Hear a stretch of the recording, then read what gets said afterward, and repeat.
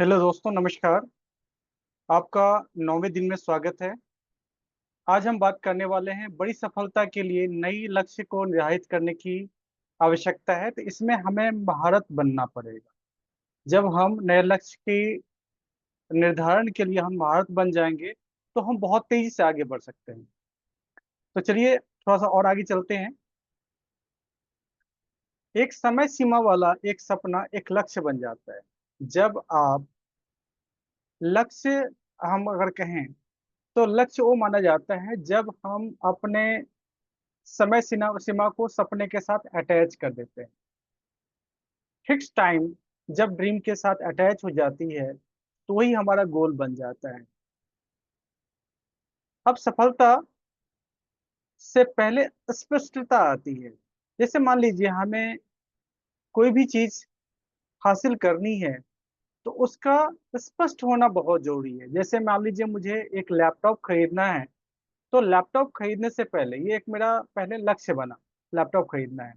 उससे पहले हमें स्पष्टता आती है, यानी कि लैपटॉप क्या क्या हम लेने वाले हैं, जो भी हम अचीव करना चाहते हैं लाइफ में। जब तक स्पष्टता नहीं होगी तब तक सफलता मिलना मुश्किल है।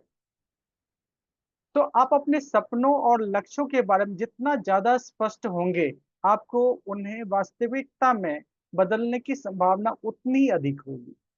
क्लियर मतलब है, हम कार अगर लेना चाहते हैं तो कौन सी कंपनी का, कौन सा मॉडल, कलर क्या होगा, सीट कैसी होगी, अंदर हम परफ्यूम कैसे रखने वाले हैं, ये सारा का सारा चीज जब क्लियर हो जाती है तो वो अचीव भी आराम से हो जाती है।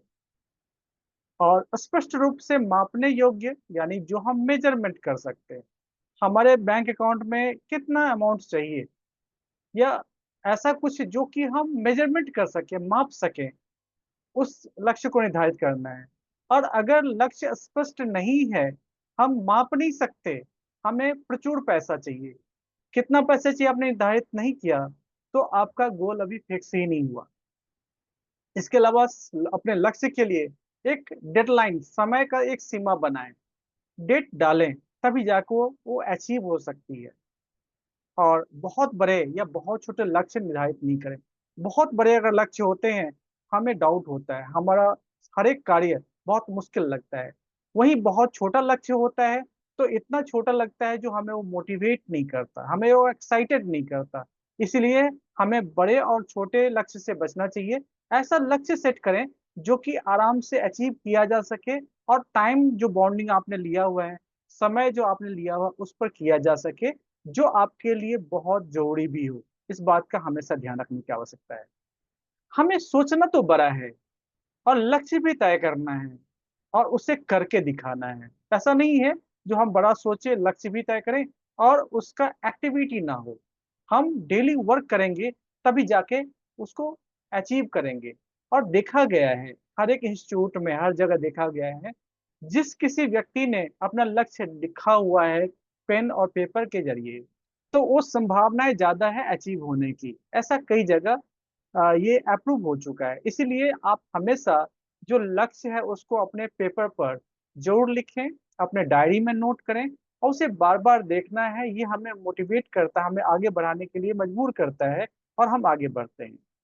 देखिए, अपने लक्ष्य में स्पार्क डालिए, यानी चिंगारी डालिए। ये स्पार्क का फुल फॉर्म क्या होता है उसको हम देखते हैं।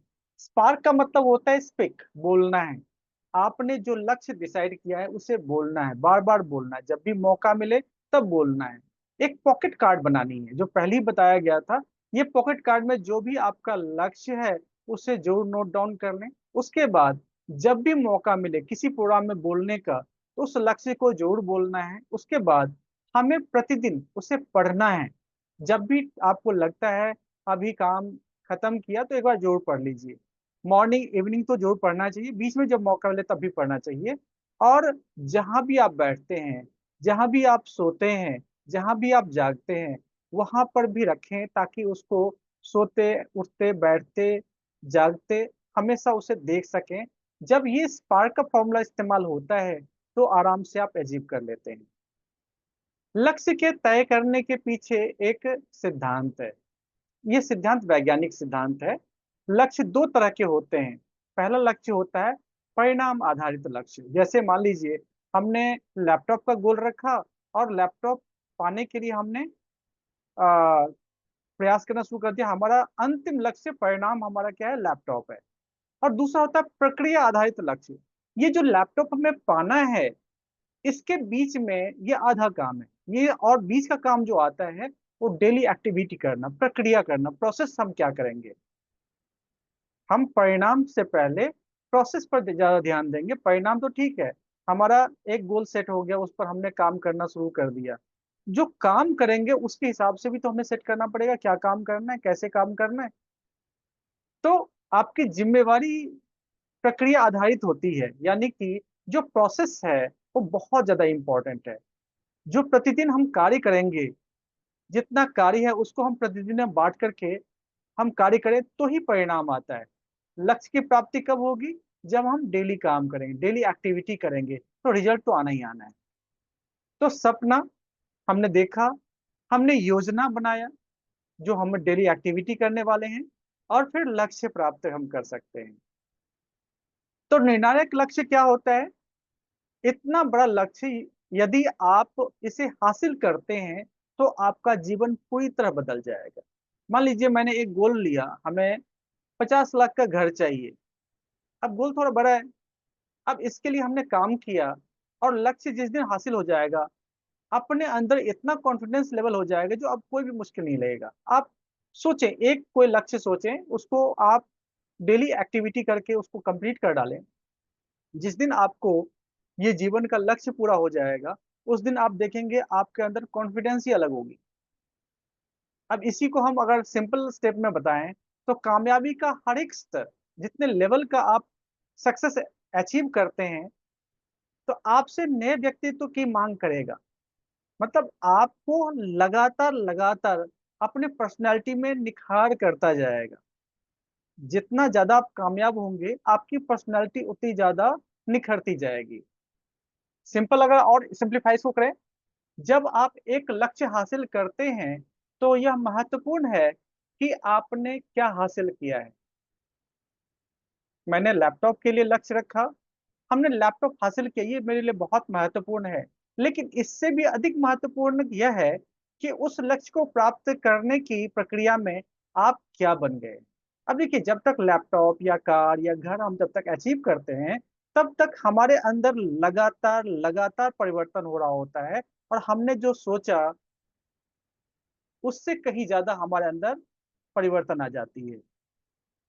किसी व्यक्ति के लिए सबसे बड़ा खतरा ऊंचा लक्ष्य निर्धारण करना और असफल होना नहीं है। आपने बहुत बड़ा गोल रखा और उसे आप हासिल नहीं कर पाए, ये बहुत बड़ा खतरनाक स्थिति नहीं है। बल्कि सबसे खतरनाक स्थिति क्या है? हमने बहुत छोटा लक्ष्य कर लिया और उसे हम जीत भी गए। ये मेरा वर्ड नहीं है, माइकल एंजेलो का वर्ड है।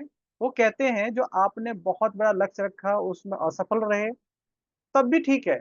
लेकिन सबसे खतरनाक स्थिति ये है जो आपने छोटा लक्ष्य रखा और उसे आप जीत गए। क्योंकि छोटा लक्ष्य कोई लक्ष्य ही नहीं होता, हमें थोड़ा बड़ा लक्ष्य तो रखने की आवश्यकता है। तो आप 6 से 12 महीने में तीन जो गोल आप पूरा करना चाहते हैं, तीन लक्ष्य जो आप पूरा करना चाहते हैं, वो जरूर लिखें। और इसमें क्या क्या खास बात होनी चाहिए लक्ष्य में, ये 4 चीजें आप जरूर देखें। लक्ष्य आपका खास होना चाहिए, ये मापने योग्य होना चाहिए, समय के आधार पर होना चाहिए जो 6 से 12 महीने का है, और ये इसका विस्तृत आप डिटेल्स जो है वो आप जरूर इसमें शामिल करें। जैसे मैंने बताया, कार का इंटीरियर क्या होगा, कलर कैसा होगा, कौन सा मॉडल नंबर होगा, ये विस्तृत जानकारी भी होनी चाहिए। तीनों लक्ष्य के साथ 5 वजह भी लिखना है। मतलब आपने 1, 2, 3 जो गोल लिखे हैं, तीनों के साथ 5-5 कारण भी लिखिए, ताकि आपको ये प्राप्त क्यों करना चाहते हैं ये रीजन होना चाहिए। ये रीजन आपको आगे बढ़ने के लिए मोटिवेट करता है। तो आपको अगर प्रतिदिन लक्ष्य को प्राप्त करना है तो प्रतिदिन क्या काम करेंगे ये स्पष्ट लिखें। जब आपका डेली का काम स्पष्ट होगा, तभी वो लक्ष्य को प्राप्त हम कर सकते हैं। तो अभी के लिए बस इतना ही। मिलते हैं अगले दिन के प्रोग्राम में। Thank you. जय हिंद।